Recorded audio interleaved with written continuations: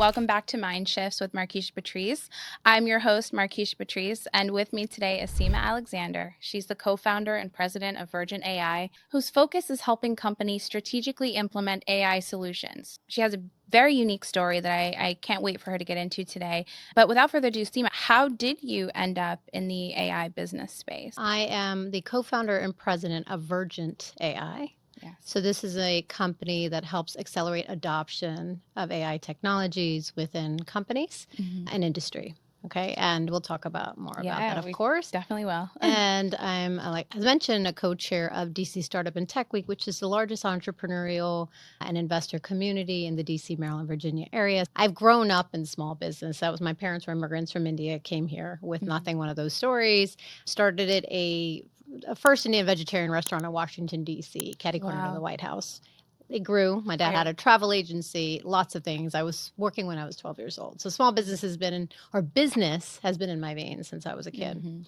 There was a moment in time in the 90s when the companies went from going really well to close to bankruptcy. Right. And so my passion and sort of focus on like, why do businesses fail and why they succeed started at a very young age for me, because I had a lot of empathy for founders, because I think most people know when you're starting a business, when you're starting a startup, there's so many ups and downs that nobody talks about. No, it's like a secret. Call it startup theater. I love that.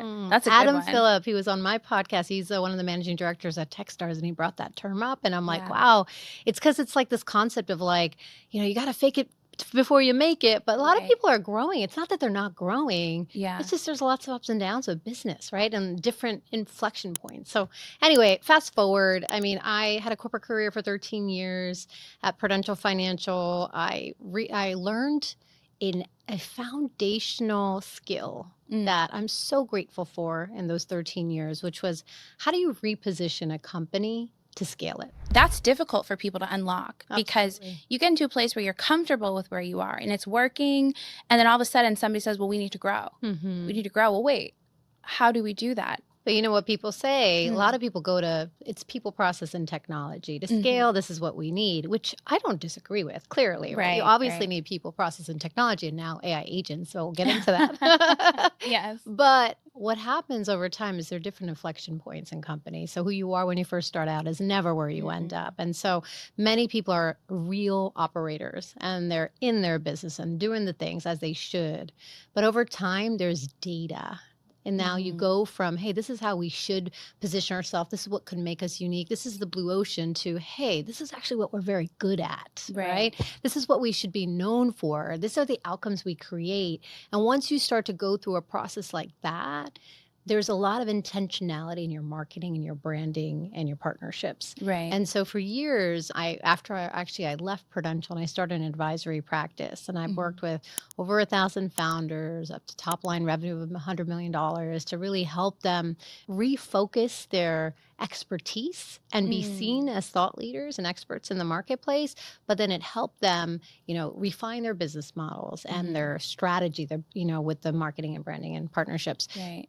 Within that, Markiesha, came an aha moment for me where I was like, wow, a lot of the work I'm doing has been in emerging technologies. So there's been smart cities, Web3, disruptive insurance products, real estate products, like just very interesting, eclectic moments. It's like finding the things that are on the edge of breaking through. Yeah, it was interesting for me because, again, the world of startup, like you have to be super resilient as a CEO. And I realized the more and more I was spending time with these big visionaries, and it's like to be in that emerging space, you kind of have to be crazy. There's like this 1% of crazy, but fast forward a couple years ago, I was asked to advise an AI company called Magic ML. They were an artificial intelligence development environment that specialized in this concept of AI agents. And at that time, I was like, what's an AI agent? And they broke it down, and these were visionaries in this space.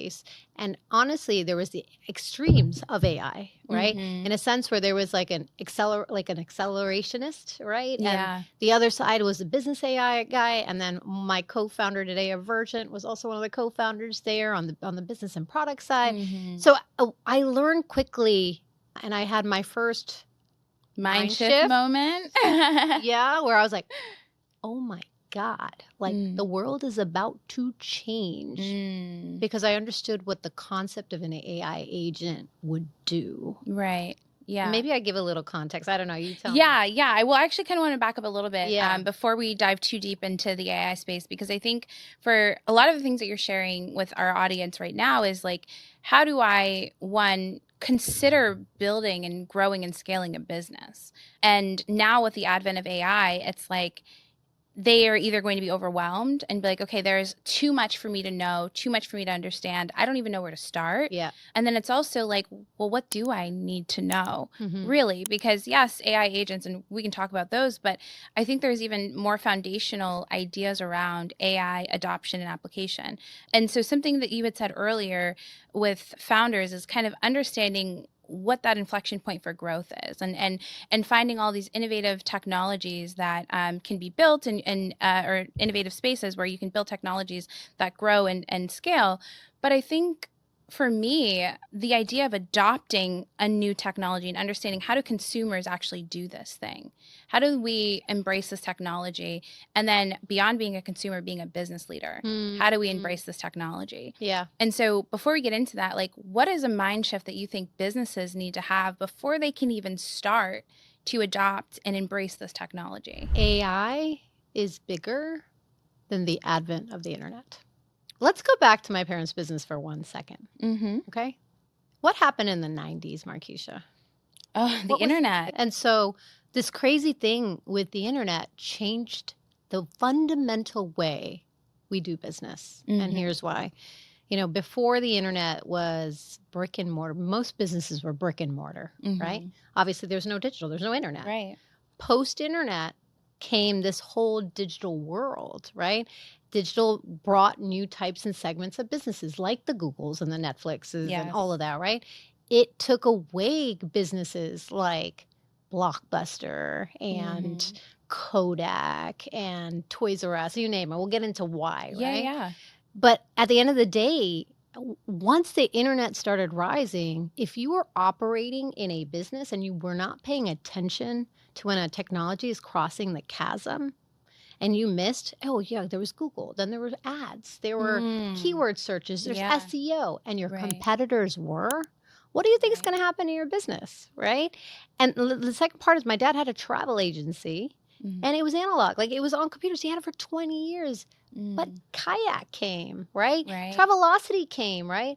And so if you think about what's happening with AI today, people always want more convenience. You know, this is cheaper, make it easier, like, you know, save me time, right? And when I realized, like, wow, like AI and what is occurring with concepts like with automation, with being able to leverage data for predictive analytics in ways that you are not making things up. You're creating informed decisions with your own data. Now you can do it with structured and unstructured data, which was unheard of before or really difficult to do. To still figure out in this space, but to your point about like understanding the moment. Yeah. That's what it sounds like. It sounds like there's a moment where you have to either decide, I'm going to embrace this or I'm going to resist it. Yeah. And I think because I've been exposed and you've been exposed, a lot of people have not been exposed. I know this is bigger than the advent of the internet because of what happened with my parents' business and multiple others. Right. I have a sense of responsibility to be the sounding board, to teach people, to educate people, and then show them how to accelerate the adoption with this technology, because if you're not paying attention, you will be left behind. In the next 18 to 36 months, all workflows, all industries will be disrupted. Wow. That is, when you hear it put that way, disruption can mean so many things to so many people, right? And I don't think disruption has to always be negative. No. It doesn't have to be negative, because I think with the advent of the internet came so many other things. It came e-commerce business. It came social media. It came new ways of creating content similar to what we're doing. And people were able to become their own businesses and kind of run those things independently of having to go the traditional corporate structure, right? Right. And so maybe just spending a moment here, when you think about the opportunity that lies ahead with AI and you think about the current business model, where are the areas that you immediately see AI is already disrupting? And then where do you think that it's going to go from here? I mean, like, start with automation. Yeah. Right. Like this concept of AI agents, I'm just going to kind of give Yeah, you let's get into context it. on Yeah. one thing here. When I was advising Magic ML, I remember a very high end cinematographer was in the beta and he's done Mhm. like movies and like major things. Yeah. And he's like, what I want to create is I want to be able to click a button and bring my storyboards to life. And I'm like, what does that mean to you? Yeah. And he said, hey, I have my script and I'll ask ChatGPT to support me a little bit. I'll put it Mhm. into segments. Then I want to put it into Midjourney, which is an application that will create images. Right. Then I want to put it into Runway ML, which is the application that takes the images and puts it into The video. video, which now Google, I mean, there's so Yeah, many there's other so many ones, other tools. right? But then all of a sudden, my storyboards that took months to do would Right. come to life, and I have a prototype to be able to share with a producer or whoever, right? And when he said that, I was like, wow, like Mhm. just imagine. So that's just like at another extreme. But when it comes to like operational efficiencies, the one thing Right. that you need to think about is anything that takes you, that's task oriented, Mhm. routine, repetitive, that takes you a long time. An AI agent will probably help you transform that automation to something that could take you months, like analysis, or days and minutes, depending on what it is, right? Yeah. So I don't know. We can get into lots of use cases on this, but Yeah. I think automation is easily one of the number one things that allows for disruption right now, an Mhm. opportunity. I want to say Yeah, opportunity. I was gonna say, I do think it's an opportunity because Yeah. the example that you described Yeah. with the cinematographer, the filmmaker, right? Idea, again, it takes a long time. We're saving time and efficiency. It takes a long time to create a storyboard for something, Right. right? And now, even with Sora, even with Hmm. OpenAI's recent release, that's exactly how they do the text to image Hmm. or in text to video is through a storyboarding process. So when you create a prompt and you put it in, it's giving you the storyboard, and that's what it's outputting for you effectively. So now we get to see this be used from a creative perspective and time efficiency. But then to your point, and we can talk about automation and agents, I think that there is this concept that agents are going to come and replace everything, right? And I want to temper that because that's not exactly true. There's a little bit of context, a little bit more of information that it requires for people to understand actually what an agent is and actually what it's going to do. So do you want to provide a little bit of that context? Like what actually is an agent, defining that for the audience? So when I think about an agent, I first think about short circuit.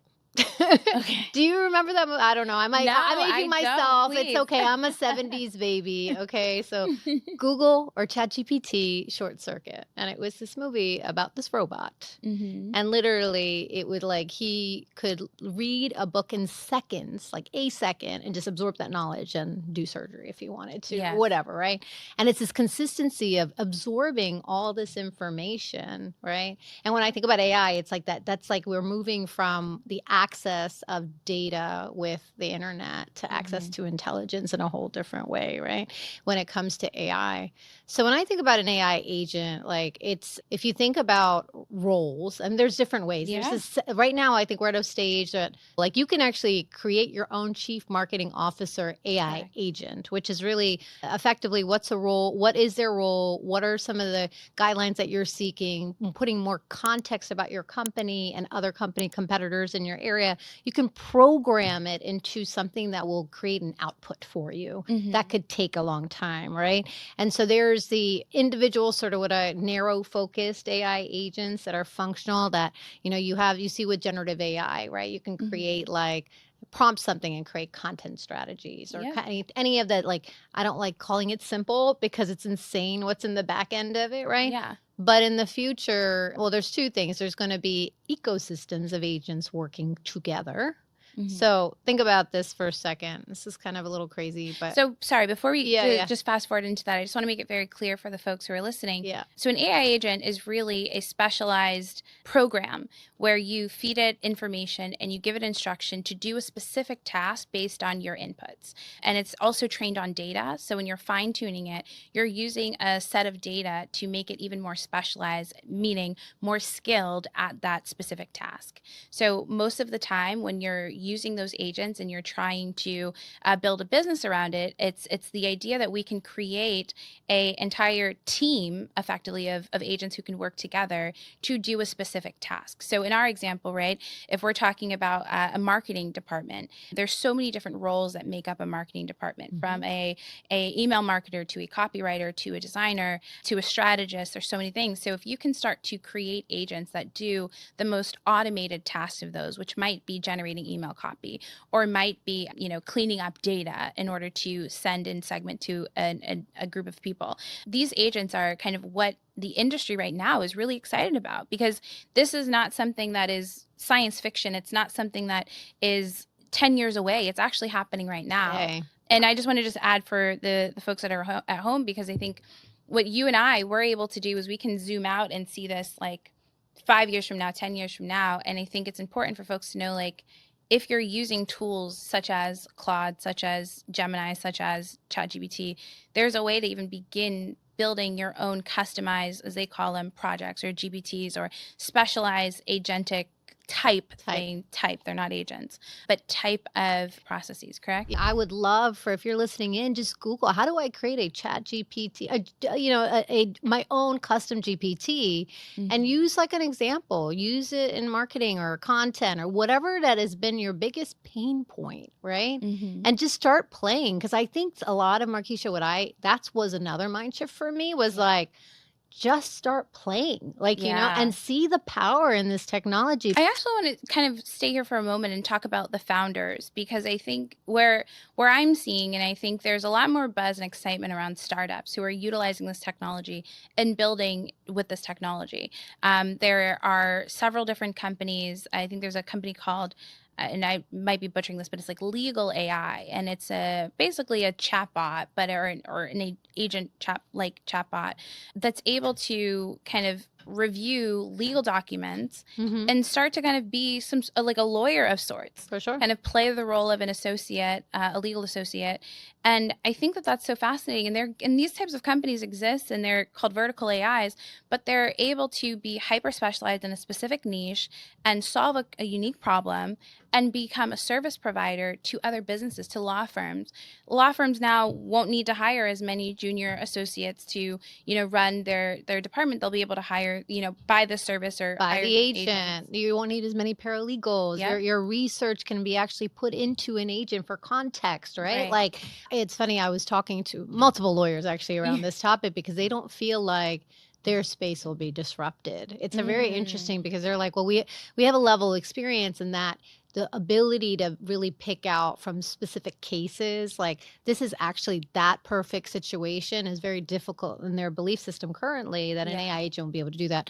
And there's a part of a framework that we can talk about later, but I do think humans in the loop is really, really important at this stage, to get the data from these agents and analyze it as a human. And now you have informed information to make real decisions on, compared to the hours and hours of human manual labor that needed to go into something prior. Right. There's also another distinction, I think, with agents comes, and this is sort of the near future if it's up to Sam Altman, right? Like this concept of AGI, right? Artificial general intelligence. And then there's ASI, which is like artificial superintelligence. Yeah. So, and there's all these different levels to this. Yeah, and what I want to say is that with AI comes skill sets, right? So some of it 100% will be this task oriented. I'm a functional role, right? Yeah. Like this is what you do. It's narrow focus, creating content, and you'll be able to eventually collaborate with these agents. All of that, I agree.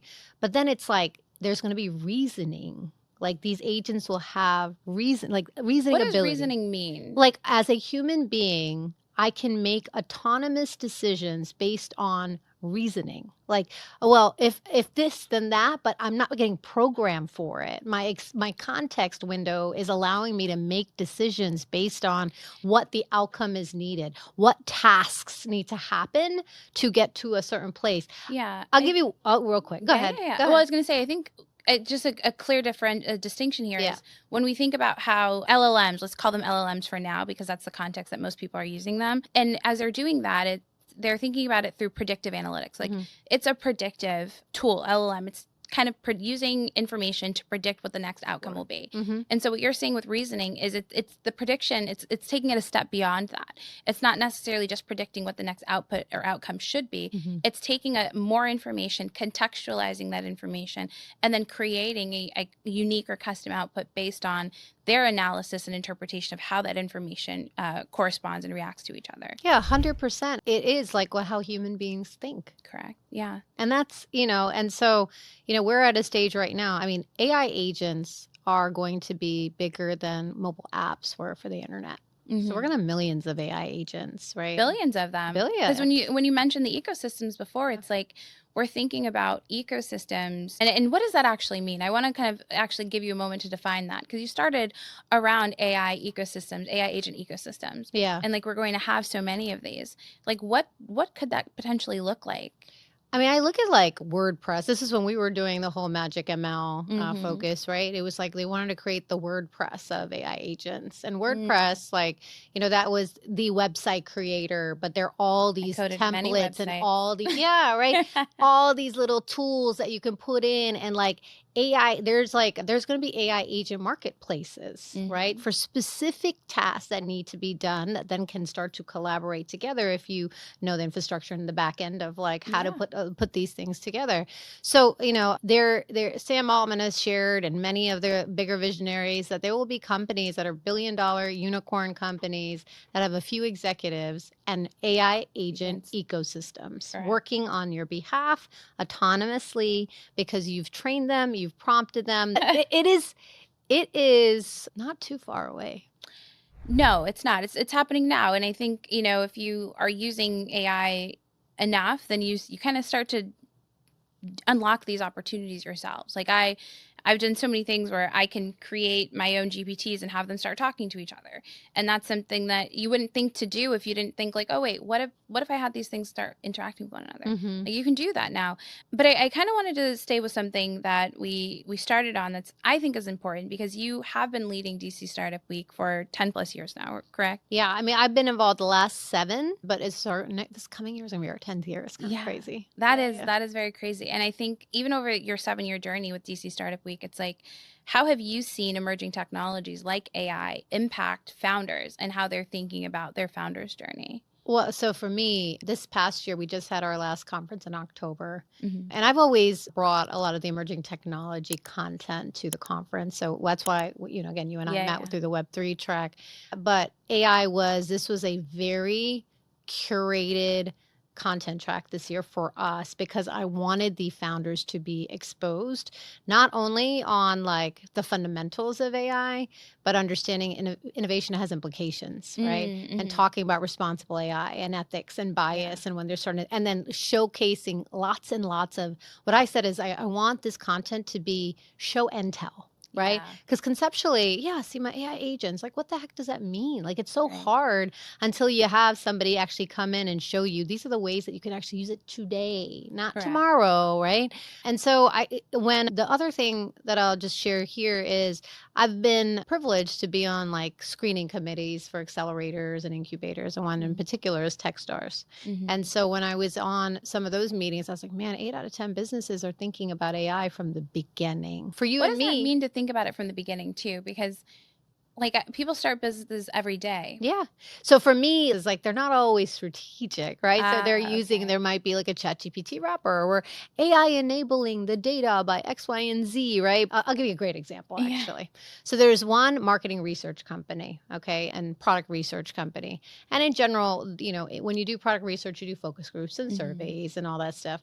So I did a panel on disruptive CEOs in the AI space as part of the opening for DC Startup and Tech Week. And this gentleman blew me away. He was part of Techstars, and he would interview the individuals part of their software, but then they would look at voice intonation and the gestures and like the way that voice and sort of the tonality of things to really understand, like, are people telling the truth? Is this really something they like or whatever? And he's been able to prove that his model, it works like 90% better than other model, like other normal, because because they're getting the data right away, right? They're Right. feeding it a model that is allowing them to get like this is how human beings actually react to things. And when you think about focus groups, and been in marketing, Yeah. there's always probably one or two people leading like the Oh, yeah. conversation. Oh, yeah. And so he has this whole thing where you'll get to product market fit way faster because we've used AI in a smart and an intelligent way. Mhm. And they've used AI skills to do that. I'll give you another example. There's a company called University Startups. Okay. Mhm. Their CTO created a sales AI agent. And what does that mean? So they get, he said, we get thousands of phone calls, whatever, right? And we really want to concentrate on the people that we really believe we will be able to close, right? Right. And so they've programmed an AI agent again to listen in, to listen to intent, to listen to, all like little things that as human beings we might pass over, right? Right. And then this report comes out to say, here, out of these 1,000 leads, here are the 15 that you really should be following up with and nurturing. And then they're like, and we close these guys. It's like it's the precision of it, Okay. Markiesha. So that's an unlock. And so my other question about that too is like the cost of that though. Mhm. Because in order to have that type of a competitive advantage, it's not cheap. Mm-mm. Right? So what are the costs that, startups, founders should be thinking about, and even enterprises should be really thinking about as they're trying to figure out their strategy for employing AI? Well, when you're doing anything with emerging technology and trying to be a first mover advantage, like you're going to pay a little bit more. And I can't but when for Virgin, I'll just speak for us, like we love doing that analysis to help them figure out what's the most highest impact, highest ROI, lowest effort opportunities to enable AI in your business. Yeah. That is really going to help you stand out, but it could be from the automation, predictive, unique customer experience, innovation side. It really, so I think costs are higher today than Right. they probably will Will be. ever be. Mhm. And that's just part of the cycle of any emerging technology. Mhm. I like how you said you kind of picked those focus areas of where a business needs to focus their energy to figure out what they want the outcome to be. Yeah. When you think about it that way and you're thinking about and you're consulting with clients and they're trying to figure out, well, where should I make an impact? Where should I try to use this technology? Kind of where are you finding some of those hurdles of where are they getting hung up on? Yeah, I think just in general, like people always ask, like, where do we even start? Start with your pain points, Mhm. And I think AI has to. It's a intelligent infrastructure technology that needs to solve real business problems. If you're not starting with trying to solve a business problem, you're just starting with the tech first. You're doing it wrong. Right. Start with something operational. Start with something that's like, this just takes us forever. I'll give you an example where we're going to be working with an insurance company that they're like, we have to, every time someone asks for a certificate of insurance, there's a process that they have to go through. That's very manual. And they've finally outsourced it to companies right now. Like, it's offshore, so it's cheaper. But that's a perfect example of something that can be automated, and the thousands and thousands of requests they get every day will be done in one button. Right. The startup side is different, and we can talk about that because it is, but it's like, how do we make our business more intelligent? That should be your focus, right? So Right. focus on something that is like, it's such a burning pain point, and it's big enough where it's going to make a huge return on investment for the company. And you need experts to help you. You really, because you don't know what you don't know. So one thing I just wanted to touch on as we start to wrap up here is the sustainability of AI innovation. How sustainable is this pace of innovation? Do you think that we're going to move this fast and adopt technology at this fast of a rate for a long period of time, or will there eventually be like a plateau where things have to slow down so that people can catch up? That's a great question, Markeisha. Again, I looked at the Industrial Revolution, and it took hundreds of years. Yeah. Right. Then you look at digital transformation, it took tens of years. It's still happening. Right. Things are shifting. Yeah. The fastest that we've ever seen. So I do think people are going to need to play catch up. I do think there will be, I don't like, it's interesting because once there's that next phase of AI, like Yeah. it's like I'm almost like speechless because I'm like, it's happening so fast that you and I can't even keep up. Right, Like, right. like- Absolutely. Yeah, it's hard to wrap your head around. It's truly inconceivable because it as much as it's going to come with all this excitement, it's going to come at the cost and at the expense of so many other things. And so being prepared for that is important, and I think it starts with education. But one thing that you did mention, and one thing I know about you, is that you've created this unique method that Mhm. has kind of evolved over time, Yeah. and it's been a I believe, 6-step framework for businesses, for CEOs and founders to think about strategic growth. Yeah. And I'm curious to know from your perspective, as we think about the acceleration of this, and we don't foresee an end in sight as AI is adopting. What is the new way or modern way that they should be thinking about this framework? This is so good. This is so good. So the unique method is a repositioning strategic framework. Mhm. Every business till the day that whatever, like you close your doors, will need there's always an evolution, right? Right. So going back to who you are, what you do best, how you do it uniquely and differently, who you serve, who you no longer serve, like what's your customer transformation, and the impact it has on marketing and branding and partnerships will always be a fundamental sort of missing link to refine your business model because now you know more, right? Right. How you get there with the use of AI is a different ball game now, and Mhm. I'll share a little bit. But I think one of the things that I've been doing is reflecting on what does the future of business really look like.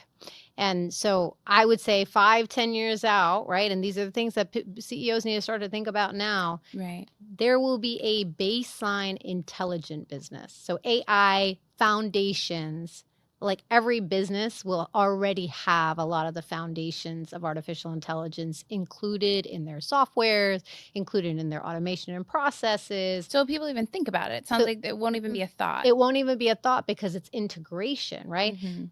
Now taking it to another level for innovation and all that competitive edge is different. So, but what I'm telling you is the startup, there will be the AI will be found fundamental, right? Right. The second part of it, going back to data, and I'll always say it, data is going to be your goal. There are a lot of companies that have curated data over time. You can create your first, you need to really clean that. There's this concept called data lake houses and like Mhm. structuring in a way that it can actually be used Right. to make informed decisions, to create personalization for customer support, for customer service, for unique, marketing Yeah. experiences, because marketing is going to go from one to many to one personalized Yeah. world, right? So, and then using your own data sets, like potentially, because again, I go back to data is everything. If you are in the world of medicine and you have these types of data analytics, obviously there's privacy and other things to be thought about, but that information truly can be licensed for another company and structured in a different way. I mean, again, that's a strategy of its own. Yeah, and even some ethical considerations to Oh, be for sure, right. 100%.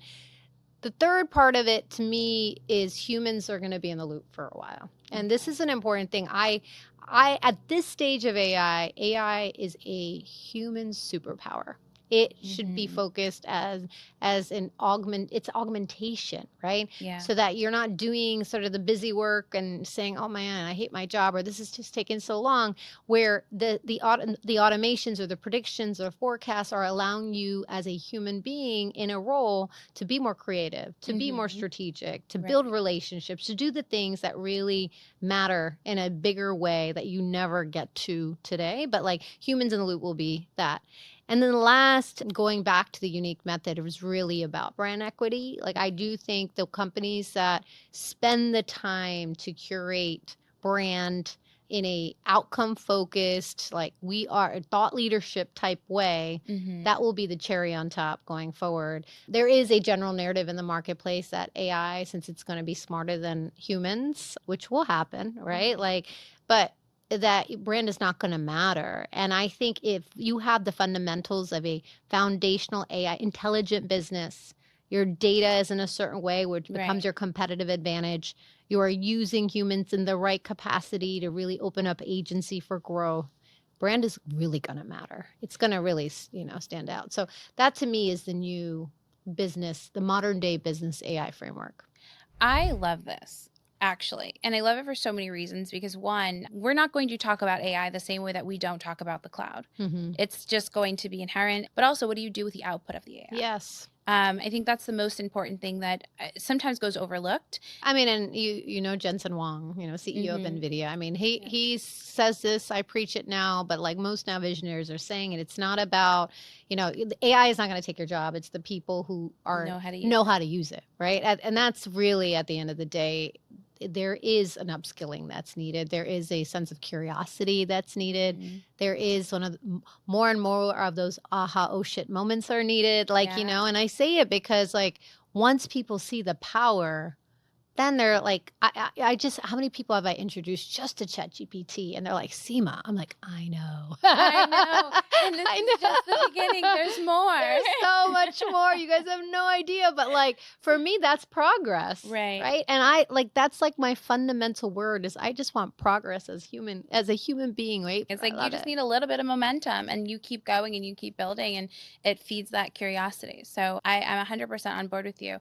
And so as you're thinking about 2025 Mm-hmm. and what's ahead for the AI landscape, but Yeah. also more than that, what businesses need to think about as they're doing their road mapping and their planning. What do you see are the critical areas of focus for, let's call it mid-sized businesses who haven't yet started their journey in AI but are ready to? Yeah, I mean, I'm going to go back to what I said earlier. I think that internal operations is going to be one of the foundations of getting these companies to see the power in this. Mhm. So there is this like, I think there is like the CEO exercise. And I do think the CEO, not just the CIO, needs to Yes. be involved, or the CTO, right? Right. To me, AI is so big that if the CEO doesn't have the fundamental understanding of what's occurring, it's going to be a difficult transformation. And it's actually once they understand, because they are the visionaries and the solutionists, they'll be like, Yes. "Oh my God, we can do this!" Like, and I think that is to me. Education obviously super Yeah. super important. A lot of executive briefings on the topic, Yeah. with people they trust, but also make sure, and I think this is also what's different, is that there are traditional AI ML folks, data scientists who've done this Mhm. for many years.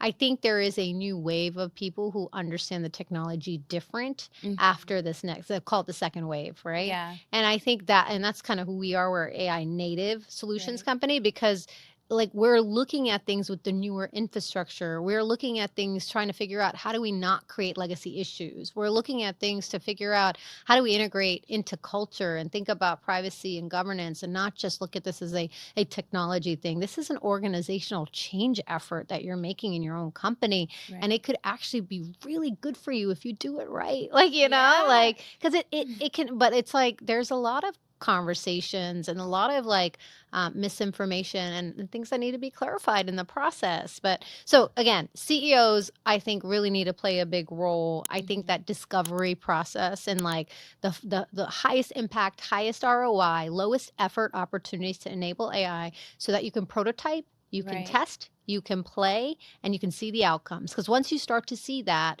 then there creates progress and momentum internally, and you can start to change the employee sentiment from fearfulness to like, wow, like this is actually going to help us in a different way. And I didn't know that was what this technology can do. Right. So, there's so much more we could talk about in that I state, mean, but always, always. But one thing I also just wanted to follow up there because we started at the executive level, and I also want to talk about the maybe the associate or Mm, the junior mid-level manager as they're thinking about, because that's where the fear is coming from, right? yeah, Executives are not necessarily afraid they're going to lose their job. yeah, But the person who's the associate, the mid-level manager, even some senior managers, they start to think about, well, what value do I really bring to this organization? yeah. And so I guess my question for you is, do you have any advice or wisdom for those folks of how should they be using the technology to bring value to their It's organizations? a great question. There's something called shadow AI. I don't know if Mhm. you've heard of it. I haven't, but tell me. Okay. Because the CEOs haven't figured out their policies yet. Mhm. Many companies are saying you can't use these AI tools, right? And Mhm. so there are a lot of employees just playing like almost on their phone or Oh on their yeah. computers on the side. They're Yep. doing it anyway. Right. And so I think if I was a CEO, I would step up and say, look, I know the tooling's out there. Right. We are working on a strategy to make this better for you and us, like, and I think the more they can bring the employees along in the journey, the more, and like, I know CEOs who are like, we're giving everybody AI training, everybody, Yeah. because we want, and like, obviously they have to figure out a little bit of a roadmap to do that. But they know that upskilling their people is only going to make them more empowered, more efficient, feel good about the technology. Right. God forbid they lose their job. But guess what? Now they know how to use AI. Exactly. And think about that, That's a Markiesha. very powerful gift. I mean, Yeah. we used to be happy if you got to keep your laptop if you got let go, Yeah. but now I get an AI certification. I'll take that.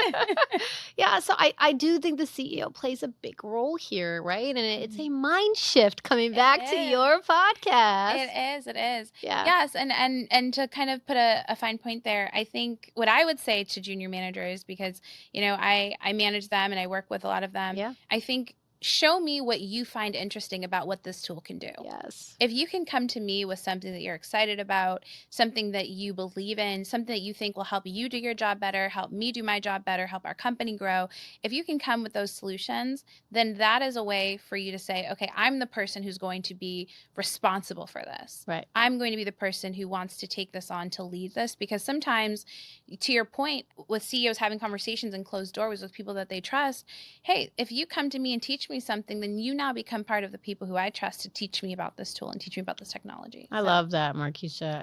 It goes back to get them in the loop. Yes. When I started this podcast, I think we kind of talked a little bit about this before, but I started this because I wanted to really get people thinking critically about the world and how it's changing and what their role within the world is going to be.